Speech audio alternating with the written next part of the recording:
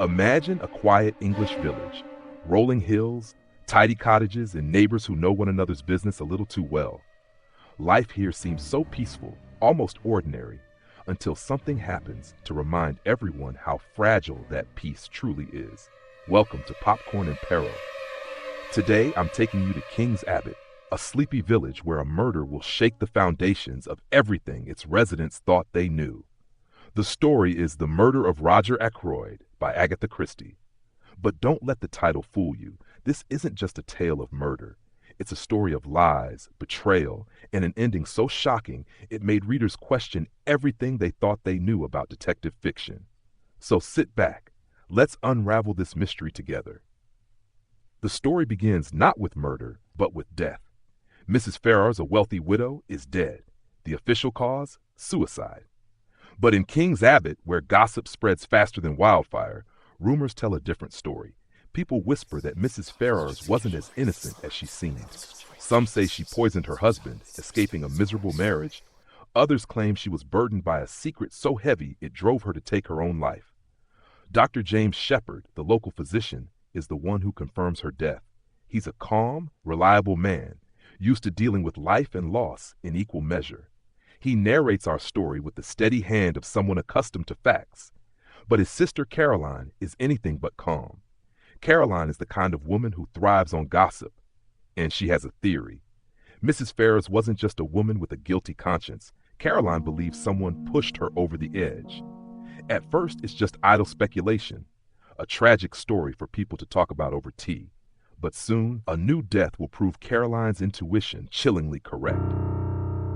The next evening, Dr. Shepherd is invited to dinner at Fernley Park, the grand estate of Roger Ackroyd. Roger is a man of wealth and influence, a commanding figure in King's Abbot. But tonight, something is different. Roger is agitated, distracted. He pulls Dr. Shepherd aside after dinner, shutting the study door behind them. What he reveals changes everything. Roger Ackroyd has been carrying a secret. Mrs. Ferrars confessed to him before her death that she had, in fact, poisoned her husband. But she wasn't acting alone. For years, someone had been blackmailing her, threatening to expose the truth. It was this relentless pressure that drove her to suicide. Ackroyd shows Dr. Shepherd a letter, Mrs. Ferrars's final words. In it, she names the person who was blackmailing her. But before Ackroyd can finish reading the letter aloud, they're interrupted. The moment passes, the conversation ends, and Dr. Shepherd leaves Fernley Park. It's late when he returns home, settling into his chair for what he expects to be a quiet evening. But then the phone rings. It's Parker, Roger Ackroyd's butler. His voice trembles as he delivers the news. Ackroyd is dead. Dr. Shepherd rushes back to Fernley Park, where chaos has descended. The house is alive with murmurs and footsteps. The tension so thick it feels like a storm about to break. Ackroyd's body is found in his locked study, slumped over in his chair. A dagger protrudes from his neck, its hilt glinting in the lamplight. The letter? Gone. Who could have done this? And why? The local police launch an investigation, but it quickly becomes clear that this is no ordinary case. Flora Ackroyd, Roger's niece, steps forward with a desperate plea. Someone must help clear her fiancé, Ralph Payton. Ralph has vanished without a trace, and his sudden disappearance makes him the prime suspect. He stood to inherit a fortune from Ackroyd, and his debts gave him a strong motive. But Flora doesn't believe Ralph could have done it, and neither does Hercule Poirot. Hercule Poirot is the famed Belgian detective who has recently retired to King's Abbot, hoping to enjoy a peaceful life growing vegetable marrows. But peace doesn't suit Poirot, not when there's a mystery to solve. At Flora's urging, Poirot agrees to investigate. Poirot begins with what he does best, observing, and what he sees troubles him. Everyone at Fernley Park seems to be hiding something. Take Parker, the butler. His loyalty to Ackroyd appears genuine, but Poirot notices that he's just a little too eager to offer information. What is Parker trying to conceal? Miss Russell, the stern housekeeper, is another enigma. Her demeanor suggests an unshakable sense of duty, but Poirot catches her in a small lie, just enough to make him wonder what larger secrets she might be hiding. And then there's Flora herself. Grieving, yes, but Poirot senses that her grief isn't entirely honest.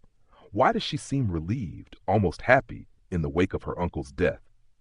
As Poirot digs deeper, more lies unravel. Flora admits to stealing money from her uncle the day before he died, fearing he wouldn't approve of her engagement to Ralph. Miss Russell reveals a son with a criminal past, whose actions she's been quietly covering up. And Parker, he confesses to blackmailing Mrs. Ferrars, though he swears he had nothing to do with Ackroyd's murder.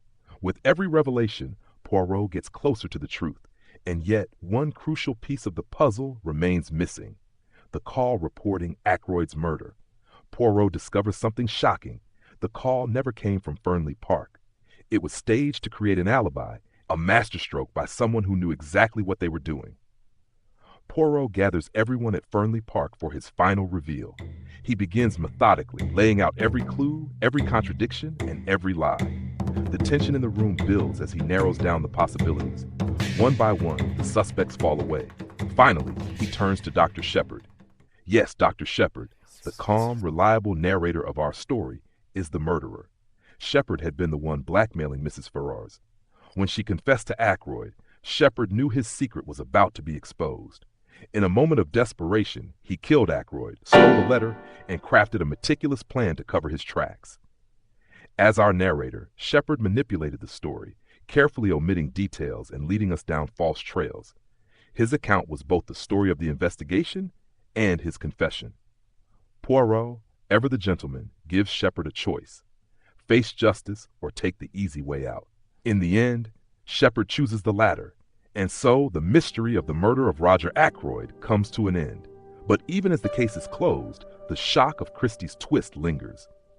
She broke every rule of traditional detective fiction, and in doing so, she created a masterpiece. There you have it, the full story of the murder of Roger Ackroyd. A tale that keeps you guessing until the very last page, or, in this case, the very last word. If you enjoyed this episode of Popcorn and Peril, be sure to share it with someone who loves a good twist. Until next time, stay curious, stay sharp, and remember, in the world of mysteries, nothing is ever as it seems.